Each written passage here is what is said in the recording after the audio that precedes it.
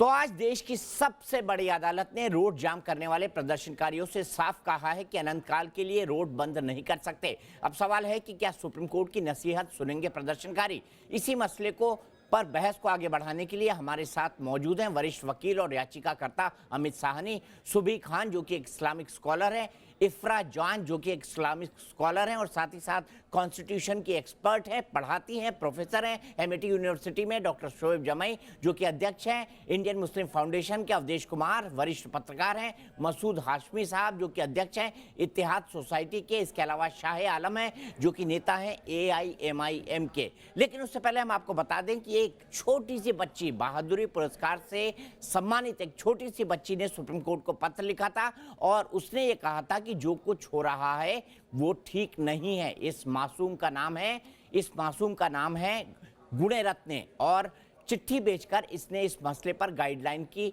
मांग की थी। गुणरत्ना सदावर्ते हमारे साथ इस वक्त मौजूद हैं। क्या आपको लगता है कि अब वक्त आ गया है जैन की बच्चों को प्रदर्शनों से दूर रखने के लिए गाइडलाइन बननी चाहिए? आपकी क्या सोच है?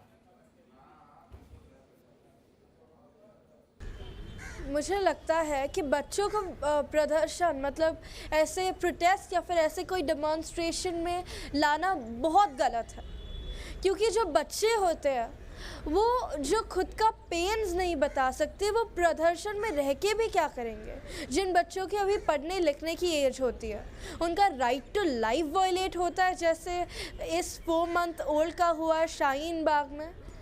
उनका नेचुरल जस्टिस वायलेट होता है क्योंकि वो खुद के नीड्स तक नहीं बता सकते।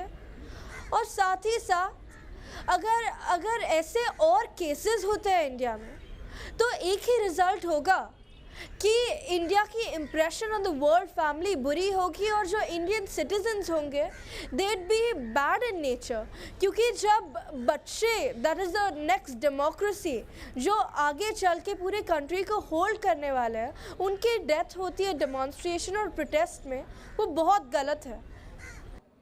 आपने गलत कहा, लेकिन जैन मैं आपसे ये जानना चाहूंगा कि आपने जो चीफ जस्टिस को चिट्ठी लिखी जिसको एक पिटीशन के तौर पर स्वीकार कर लिया गया, उसमें आपने चीफ जस्टिस ऑफ इंडिया को और क्या क्या लिखा है? जो मैंने लेटर पिटिशन में लिखा था उसके अंदर मैंने तो पहले एड्रेस ही किया है कि उसके अंदर था कि कोई बच्चा नहीं रहना चाहिए डेमोन्स्ट्रेशन में क्योंकि आर्टिकल 21 वायलेट होता है, तो फिर उसके बाद आर्टिकल 45 वायलेट होता है। और साथ ही साथ और एक चीज़ ऑफ अर्जेंसी मैंने आज कोर्ट को दिखाई, वो थी कि जो मदर है वो चाइल्ड की जिसकी डेथ हुई है वो कह रही है कि जो जान गई वो एक कुर्बानी थी और भी कुर्बानियाँ दे सकते हैं। ये एकदम गलत है क्योंकि ये कॉन्स्टिट्यूशनली राइट नहीं है, इनकरेक्ट है, ये वायलेटिव है नेचुरल जस्टिस के। आपको क्या लगता है जैन, क्या आयोजनकर्ता और माता पिता के ऊपर भी कार्रवाई होनी चाहिए? क्योंकि एक बच्चे की जान गई है, मात्र 4 महीने का था वो बच्चा। आप दोनों पर कार्रवाई की मांग करती हैं चीफ जस्टिस ऑफ इंडिया से, आपका क्या मत है? एक जुवेनाइल लॉ होता है, जुवेनाइल एक्ट, जिसके तहत कोई भी जो पेरेंट्स होते हैं अगर वो क्रूअली किसी बच्चे के साथ बिहेव करते हैं या फिर वो अनफिट कहे जाते हैं तो इवन दे आर पनिशेबल।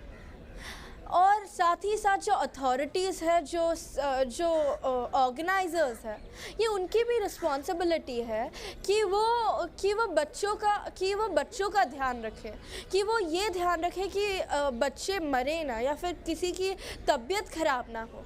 पर साथ ही साथ जैसे मैंने आर्टिकल 45 रेफर किया, ये गवर्नमेंट की भी रिस्पॉन्सिबिलिटी है और पुलिस की रिस्पॉन्सिबिलिटी है कि बच्चे तो पेरेंट्स लाएंगे, ये गलत है, फिर भी लाएंगे, रिलेटिव्स दूसरे रिलेटिव्स को लाएंगे। पर आखिर में ये सवाल उठता है कि गवर्नमेंट उनको लाने देती है या फिर वो थोड़ी सख्ती दिखाकर नहीं लाती, क्योंकि that is for welfare state.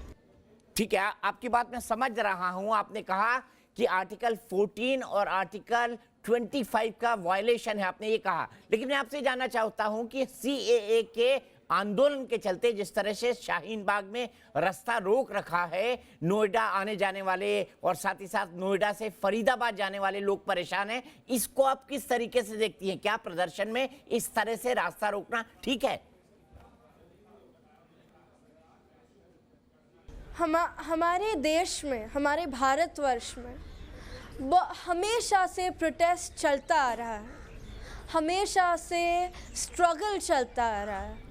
जब MK गांधी जी प्रोटेस्ट को बैठे थे, तब डॉक्टर अंबेडकर भी उनको सेव करने के लिए वहाँ पे गए थे।